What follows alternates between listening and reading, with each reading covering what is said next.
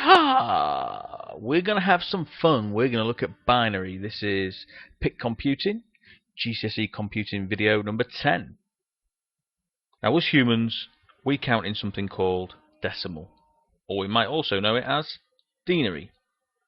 And this is a base 10 number system. And you'll see why in a moment why we call it base 10. If we take the denary number 3126, we know that the sixth part means 6 ones. We know that the next part, the 2 part, means 2 lots of 10. We know that the 1 part means 1 lot of 100, and we know that the 3 part means 3 lots of 1000. We're going to get the answer then by doing 3000 plus 100 plus 20 plus 6 equals 3126. This sort of thing will be nothing new to you. What we're going to put in the top row of this table now isn't essential to remember, but might help us understand binary when we look at that in a moment. 10 to the power of 0 equals 1. 10 to the power of 1 equals 10. 10 squared, or 10 to the power of 2, or 10 times 10, equals 100. So what I'm doing here is I'm putting the base 10 number system into place, and the exponent, or the power of, is raised by 1 each time. So the next one is 10 to the power of 3, or 10 cubed, or 10 times 10 times 10, and from that we get 1000. If we were going to do 10 to the power of 4, that would be 10,000. That's how the decimal or denary number system is built up. Now, like I say, it's not essential to remember how that bit works, it just might be handy for future. Now, poor old computers aren't very clever. They aren't very intelligent things. They can only understand something called binary, which is ones or zeros. If we were to store an audio file, an image file, a video file, or even a text message, all of these things are made up of a series of ones or zeros. On a RAM chip, a memory chip, there are millions of tiny little components, and each one of those components, or slots as I like to call them, can only store a 1 or a 0. So binary, ones or zeros, is a base 2 number system because there are 2 possible values within it. Every 1 or every 0 that is stored in a slot is known as a bit. The definition of a bit is a single unit of memory and can only store 2 possible binary values, either 0 or 1. So here's a big series of 1s and 0s. And us humans, if we had to program a computer, it would be difficult for us to remember what the series of 1s and 0s should be for different things. And this is why we invented programming languages. So this big set of 1s and 0s here, over here on the left, might be the equivalent of using a particular programming command. And because programming languages are a bit closer to English, they're easier for us to understand, so we can program computers and get them to do what we want to do without memorizing big sets of binary. So what you're going to need to know is how to convert a binary number into a denary number, or a decimal number, and back again, but we'll look at converting binary to decimal first of all. So the binary number that we're going to need to convert in this example is 10010101, and that is an 8-bit binary number because it's got 8 digits in it. First thing we're going to do is we're going to build up the binary number system.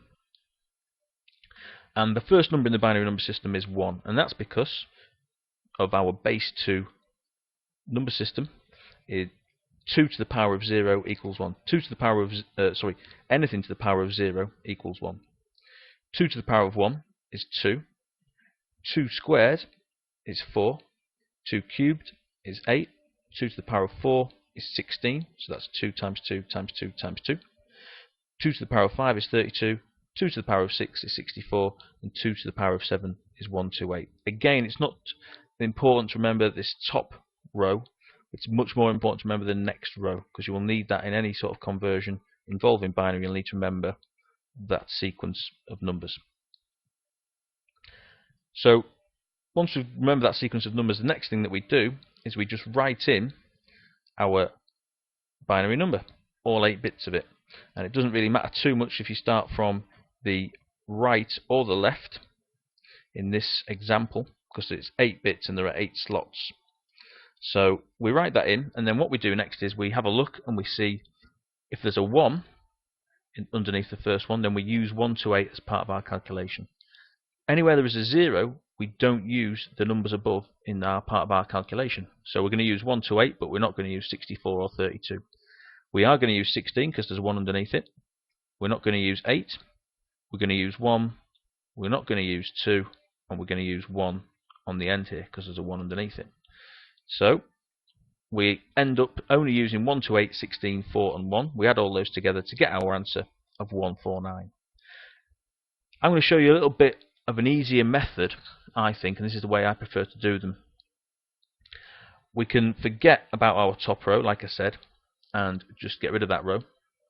We are going to add another row into the table at the bottom, and we're just going to get rid of the binary for the last conversion that we did.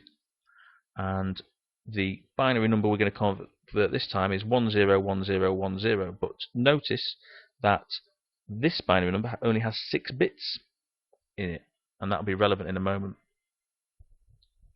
What I'm also going to do for this example is just get rid of our binary number system there and just try and give you a bit of an easier way to remember it. We know that it starts off on the right hand side with a 1, and all you've got to do each time is double the number. So 1 doubled is 2, 2 doubled is 4, 4 doubled is 8. We keep doubling each time till we end up with 128 over on the left hand side. Now, we said that this was only a 6-bit binary number. It's a good idea to format it by adding any leading zeros on the end, so we've actually got 8 bits. When I say add the leading zeros on, it's over on the left hand side. So 101010 is the same as 00101010, but this will just be easier to put into our grid above. So let's put it in. There it goes. And then what we said is if there's a 0 underneath the top numbers, then we don't use the top numbers. So I think just having another row below our binary digits here helps us to draw this out and visualize it and get our head around it. So we're not going to use the 128 because there's a 0 there, so we put in 0. We're not going to use the 64. We are going to use the 32 because of the 1 there. We're not going to use the 16. We're going to use the 8 because there's a 1 there. We're not going to use the 4, so we put 0. We're going to use the 2, so we put 2. We're not going to use the 1 because of the 0 there, so we put another 0. And then we do the same as before. 32 plus 8 plus 2 equals 42. You might want to pause the video at this point, draw yourself out that table and have a go at this one, which is 110101. But remember, again, this is only a 6-bit binary number, so you might want to make sure that you format it with some leading zeros at the beginning. Converting the other way round from denary to binary, I think, is a little bit harder. The number we're going to try and convert back into binary is 43. We need to draw out the table like we see it there again. So we need to remember the number system.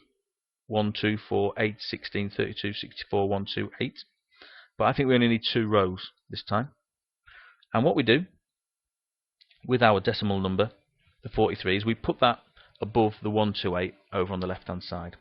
And then we ask ourselves, does 128 fit inside 43? And the answer is no, so we put a 0. And then we carry the 43 over to the next one and we do the same check. Does 64 fit inside 43? The answer again is no, so we put a 0 and we carry it on to the next one. Now 32 does fit inside 43, so we put a 1. Where it gets a little bit complicated here is we're not going to be able to use 43 again when we're checking 16, because we've already used 32 of it by putting a 1 here. So what you need to do is work out the remainder of 43, take away 32, and we get 11. And we use 11 in our check this time. So does 16 fit inside 11? The answer is no. So we carry 11 over. Does 8 fit inside 11? Yes, it does. So this time we need the remainder when we're checking the 4. So we do 11 take away 8 to get 3. Does 4 fit inside 3? No, it doesn't. So we put 0. Carry the 3 over. Does 2 fit inside 3? Yes, it does. So we put a 1 and we calculate the remainder. 3 take away 2 is 1. Does 1 fit inside 1? Yes, it does. And we've filled all our boxes, so we've got our answer. 43 equals 0, 0, 1, 0, 1, 0, 1, 1. That's the values that's in the bottom row of our table. Now we might want to rewrite that without the leading zeros, because 1, 0, 1, 0, 1, 1 is the same as that answer. So that's how to work out from denary to binary. You might want to try another one. Now the maximum decimal number you might be asked to convert back into binary is probably 255, because that is the highest denary number that can be expressed with 8 bits of binary, i.e. if all of these boxes were filled with 1s, then the answer would be 255. But try this one for now. Draw out the table and try 212. Bye for now.